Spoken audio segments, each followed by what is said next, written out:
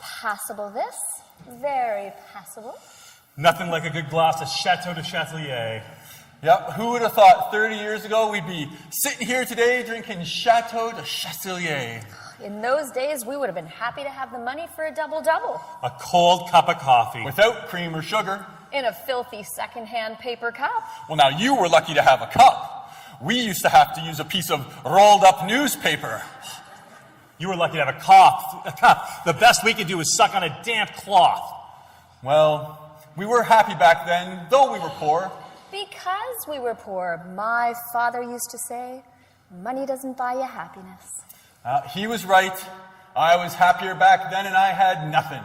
There were 35 of us all living in this tiny house with great big holes in the roof.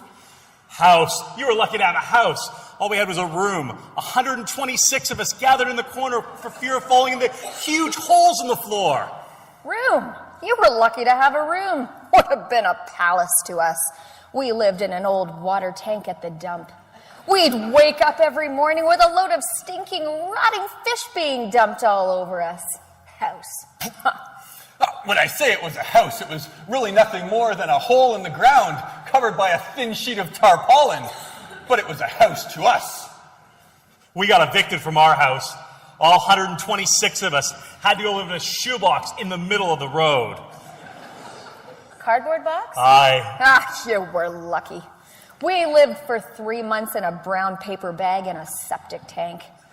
We'd get up every morning at 6 o'clock, we'd clean the bag, eat a stale crust of bread, go down to the steel plant, work for 14 hours a day, week in, week out. Luxury. We used to get up at 3 o'clock in the morning, lick the road clean with our tongues, eat a handful of gravel, and work 24 hours a day for a quarter every 6 years, if we were lucky. Right. We used to wake up in the morning, 10 o'clock at night, half an hour before we went to bed.